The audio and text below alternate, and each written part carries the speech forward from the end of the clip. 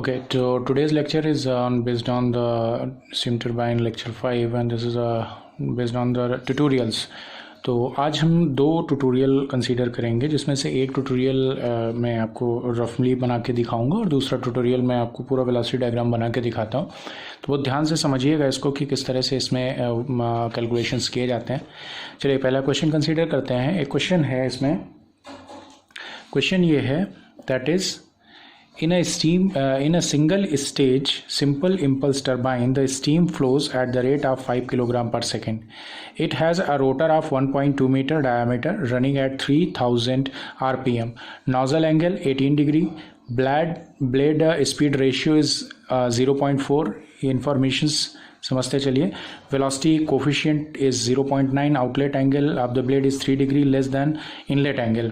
Determine the blade angles and power developed. तो ये question है और इस क्वेश्चन को हम लोग चलिए सॉल्व करते हैं। ठीक है, तो सबसे पहले इसमें जो इन्फॉर्मेशन आपको क्वेश्चन में दी हुई हैं वो इन्फॉर्मेशंस नोट कर लेते हैं और उन इन्फॉर्मेशंस की बेसिस पे मैं इसका सोल्यूशन प्रिपेयर करता हूँ। आपको ये दिख रहा है क्वेश्चन। ओके, सो मैं पहले इसमें गिवन डेटा जो है इसका वो नोट करता हूँ कि क्या क्या गिवन डेटा है। ये क्वेश्चंस का गिवन डेटा मैं यहाँ पर नोट कर रहा हूँ। गिवन, सबसे पहले इसमें क्या गिवन है, in a single stage simple impulse turbine. सबसे पहले nature of this is the impulse turbine. Impulse turbine ये जानना ज़रूरी है। उसके बाद इसमें जो इन्फॉर्मेशन गिवन है, this is mass flow rate of steam, rotor diameter is 1.2 meter, speed is 3000 rpm. Nozzle angle, nozzle angle मतलब आपका जो इनलेट का एंगल है उसको हम लोग अल्फा 1 से डिनोट करते हैं, which is 18 degree. Blade speed ratio, so blade speed ratio is rho which is the ratio of u by C1. ये जितनी भी नोटिफिकेशंस हैं आप अर्लियर लेक्चर्स में आप समझ सकते हैं. This is 0.4. Velocity coefficient, velocity coefficient is this is k which is v2 by v1 which is equal to 0.9. and outlet angle is beta 2 which is outlet angle of blade is 3 degree less than the inlet angle. तो this is the beta 1 minus 3 degree less than. तो आपको क्या निकालना है, blade angles निकालने हैं, beta 1 और beta 1 की वैल्यू निकालनी है और पावर निकालनी है. ये क्वेश्चन है. क्लियर? तो चलिए इस क्वेश्चन को मैं आपको सॉल्व करके दिखाता हूँ कि क्या इसका सोल्यूशन बनता है. और इस क्वेश्चन को मैंने रफली सॉल्व किया है और आप इसको समझिए कि कैसे इसमें क्वेश्चन को किया जाएगा. ओके, तो सबसे पहले इसमें जो इन्फॉर्मेशंस गिवन है उसकी बेसिस पे हम अगर देखें, और एक चीज़ ध्यान रखिएगा इनके क्वेश्चंस को करने में, इनके क्वेश्चंस में जनरली दो तरह से लिखा रहता है कि solve this problem by the velocity diagram. Clear?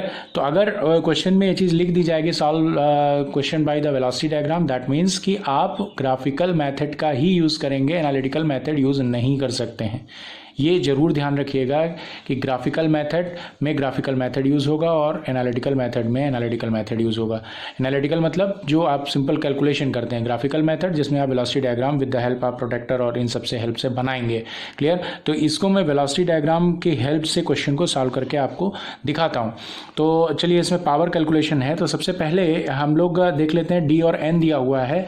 तो u आपका कौन सा था, this is a linear velocity which is equal to pi D N divided by 60. So this is pi, diameter is 1.2, N is 3000 divided by 60. ये अगर आप करेंगे तो आपको इसमें मिलता है this is 188.5 metre per second की वैल्यू मिलती है. क्लियर? और आपको अल्फा 1 की वैल्यू दी हुई है, rho is equal to u by C1 is equal to 0.4. तो उसकी हेल्प से C1 की वैल्यू अगर आप निकालेंगे तो C1 value is 471.25 metre per second की वेलोसिटी मिल जाएगी आपको। क्लियर, u और c1 आपको मिल गया। ठीक, तो अब आपको ग्राफ आपको वेलोसिटी डायग्राम में रिप्रेजेंट करना है, यानी लाइन बनानी है। तो इसके लिए आपको क्या करना होगा, आपको हमेशा स्केल चूज करनी है, जो कि आप इनिशियल क्लासेस जो ग्राफिक्स की क्लासेस हैं उसमें सीख चुके हैं कि स्केल किस तरह से सेलेक्ट किया जाता है। तो स्केल सिलेक्शन इसमें इस तरह से आपको स्केल सिलेक्शन ध्यान रखना है कि आपके पास जो अवेलेबल मैक्सिमम स्पेस है उस प्रॉपर स्पेस का आपको यूज़ करना है। जैसे यहाँ पर 188 और 471.25 मीटर पर सेकेंड, ये दो वेलोसिटीज़ ही आपके पास गिवन है, इनको सेंटीमीटर्स में रिप्रेजेंट करना है। तो अगर हम ये एज्यूम करें that is 50 metre per second is equal to 1 centimetre, तो आप अगर देखेंगे तो u आपका बनेगा इस समय पर दिस इज 3.77 सेंटीमीटर, और c1 आपका जो बनेगा वो बनेगा दिस इज 9.425 सेंटीमीटर। आप देखिए इसमें अप्रॉक्सीमेशंस कैसे आप लगाते हैं, क्योंकि 3.77 सेंटीमीटर आप ड्रॉ नहीं कर पाएंगे। तो दिस इज द यहाँ सेकेंड पॉइंट पर अगर 5 या 5 प्लस रहता है तो आप इस नंबर में 1 एडिशन कर दीजिएगा, अदरवाइज वही नंबर आप कंसीडर करेंगे। तो this is 7, that's why this is 3.8 centimetre. And ये अप्रॉक्सीमेशन में आप इसको 9, जैसे ये 5 है तो ये 3 होगा, तो आप इसको 9.4 सेंटीमीटर ही एज्यूम करके इस क्वेश्चन को सॉल्व करेंगे। अगर यहाँ 9.455 होता तो इसको हम 9.5 ले लेते हैं। क्लियर, तो इस चीज़ का ध्यान रखिएगा, सेकेंड पॉइंट में 5 या 5 प्लस होगा तो आप यहाँ पर एक एडिशन कर लेंगे। तो अप्रॉक्सीमेशन है ये अप्रॉक्सीमेशन अपने हिसाब से आप चूज़ कर सकते हैं।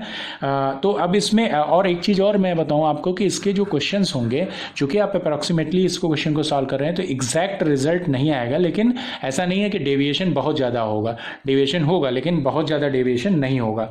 अब देखिए इसमें कैसे क्वेश्चन को सॉल्व किया जाएगा।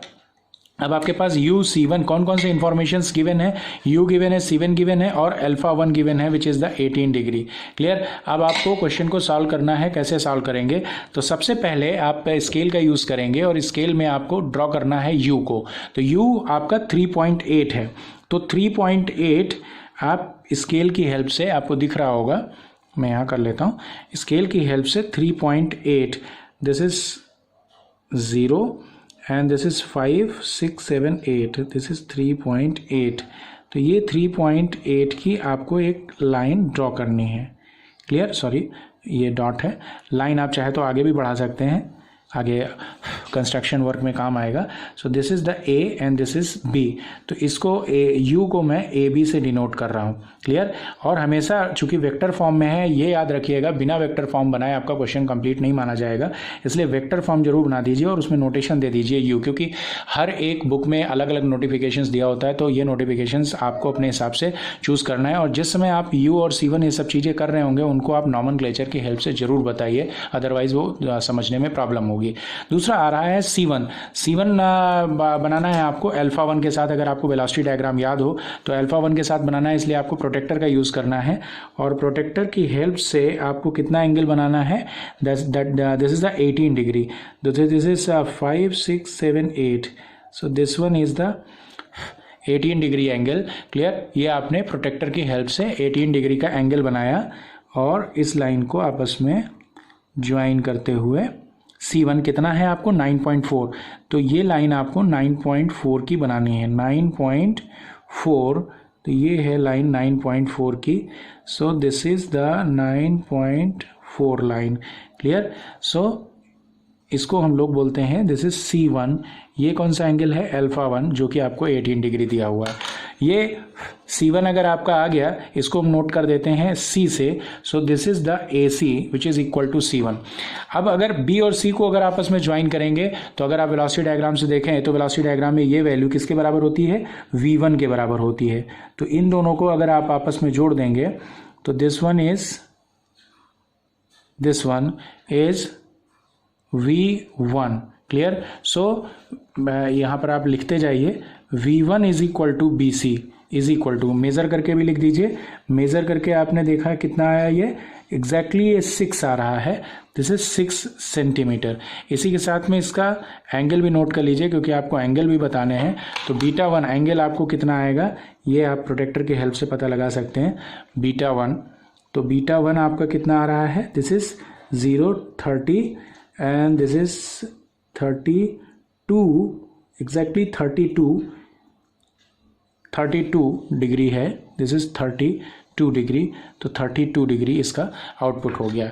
ओके, नेक्स्ट वन इज कि अब अगर बीटा 1 32 डिग्री है तो यहाँ से आप अगर देखें, सॉरी बीटा 1 32 डिग्री है तो बीटा 2 आपका कितना हो जाएगा, beta 2 is equal to 32 minus 3, तो this is the 29, this is 29 degree. Clear, तो यहाँ से आप अगर 29 डिग्री की लाइन बना दें, एक कितने की 29 डिग्री की लाइन बी से, 29 degree, this is 29, this is 29, तो एक 29 पर एक सिंपल एक लाइन आपको ड्रॉ करनी है बी से। क्लियर, एक बी से आपको एक 20 की लाइन ड्रॉ करनी है। क्लियर, इस लाइन पर ही कहीं ना कहीं V1 की क्वांटिटी होगी। तो चूंकि V2/V1 आपने देखा कि V2/V1 इज इक्वल टू 0.9 है और V1 is equal to 6 centimetre है, तो इसको मैं कन्वर्ट कर लेता हूँ पहले आपको, या आप ऐसे भी कर सकते हैं इसको, V2 is equal to 6 centimetre, तो V1 इज इक्वल टू, तो this is V2 is equal to 6 multiplied by 0.9, तो 6 multiplied by 0.9, this is 5.4, this is 5.4 centimetre. Clear, तो 5.4 सेंटीमीटर, अब आपको क्या करना है, 5.4 सेंटीमीटर अपने कंपास पे सेट करना है, या आप स्केल से भी मेज़र कर सकते हैं इसको। आप 5.4 मेज़र कर लिए कंपास की हेल्प से, दिस इज द कंपास, ये कंपास है, इस पे 5.4 आप मेज़र कर लीजिए, 5.4, ये देखिए, दिस इज 5.4, ये वैल्यू 5.4 एग्जैक्टली आ गई, तो यहाँ से आप इसमें कट लगा सकते हैं, दिस इज अ 5.4 वैल्यू आने के बाद ये आप कह सकते हैं this is B, A, B, C, this one is D, so this is BD, this is equal to V2 and this is the beta 2 value, तो बीटा 2 29 डिग्री आ गया।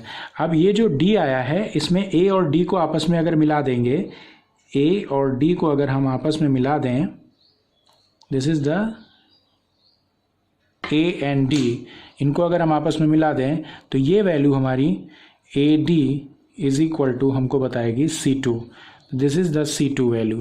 क्लियर, ज़रूरत नहीं है इसको मेज़र करने की, लेकिन अगर आप चाहते हैं तो AD is equal to C2 measure कर लेंगे, तो जो भी वैल्यू आएगी वो सेंटीमीटर में आएगी, आप स्केल से है उसको आप मीटर पर सेकंड में कन्वर्ट कर सकते हैं। अब नेक्स्ट चीज़ ये है कि आपको यहाँ पर पावर निकालनी है, और पावर इज इक्वल टू है that is MS delta CW into U। Clear, तो डेल्टा CW अभी कैलकुलेशन नहीं हुआ है, डेल्टा CW अगर आपको याद हो तो आप चूंकि एनालिटिकल मेथड नहीं लगा सकते कि आप सोचें कि अगर यहाँ पर हम लिख दें C1 cos अल्फा 1 पर C2 cos अल्फा 2, अगर आप ये नहीं किया तो क्वेश्चन गलत हो जाएगा, चूंकि आपने एनालिटिकल मेथड यूज़ करना है, इसलिए इसको एनालिटिकली सॉल्व करेंगे। तो एनालिटिकली अगर यानी यहाँ से हम परपेंडिकुलर ड्रॉ करें और यहाँ से अगर परपेंडिकुलर ड्रॉ करें तो ये दोनों जो इस स्ट्रेट लाइन को कट करेंगे वो वैल्यू हमारी डेल्टा CW होगा, और इसके लिए आप पुराने लेक्चर्स भी देख सकते हैं।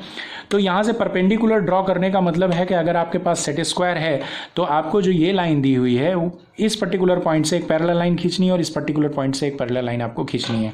क्लियर, इसमें अप्रॉक्सीमेशन मत रखिएगा, अदरवाइज ये गलती हो सकती है इसमें।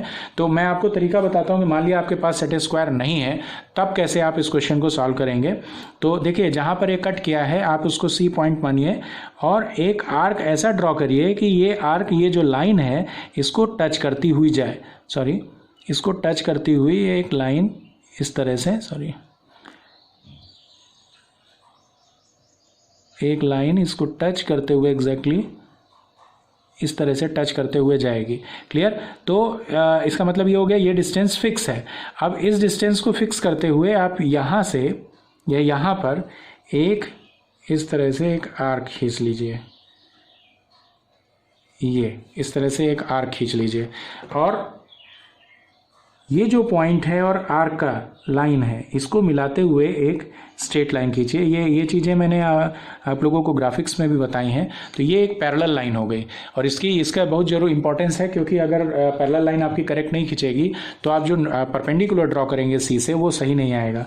और अब सी से आप परपेंडिकुलर ड्रॉ करिए, this is a point C, और इस सी से आप एक परपेंडिकुलर अगर ड्रॉ करेंगे, ये है 90 डिग्री, तो यहाँ से मैं परपेंडिकुलर एक ड्रॉ कर रहा हूँ, this one is a perpendicular, this is, तो ये एक पॉइंट हो गया, मान लो ये पॉइंट है एन।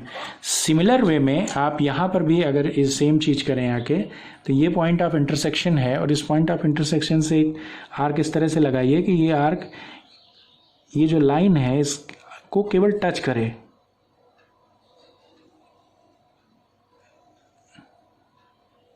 केवल टच करते हुए जाना चाहिए, करेक्ट, क्लियर।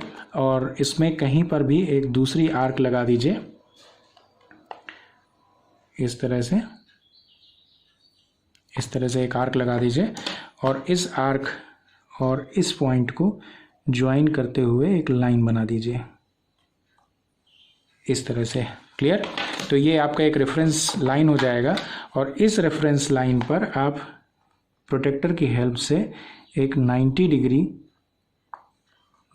डिग्री आप यहाँ पर ड्रॉ कर लीजिए, this one.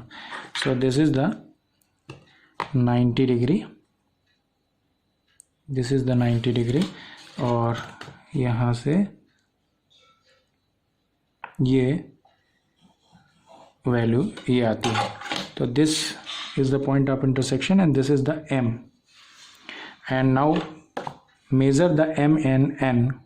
So this is the M and this is the N, this is the 9.5. so MN is equal to 9.5, MN is equal to 9.5 centimeter. So this is 9.5 into 50 meter per second, clear। तो 9.5 into 50 आप अगर करेंगे तो ये कितना आएगा,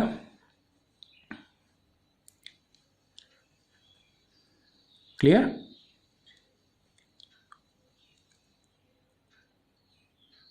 this is the 475 metre per second, is that clear. ये बात समझ में आ गई। तो आपका जो W है यानी जो पावर है वो पावर कितनी आ जाएगी, MS आपका कितना है 9 kilogram, this is 475 multiplied by U कितना आया था 188.5, इनका सबका मल्टीप्लिकेशन आप कर लीजिएगा तो ये आपको पावर बता देगा वॉट में, क्लियर। तो ये बात अगर आपको समझ में आई, ठीक, तो इसका कैलकुलेशन आपको समझ में आ गया होगा, ठीक है। इसका कैलकुलेशन आप बहुत ध्यान से करिएगा, ठीक, ओके, थैंक यू। मैं दूसरा क्वेश्चन बताता हूँ, ओके, थैंक यू।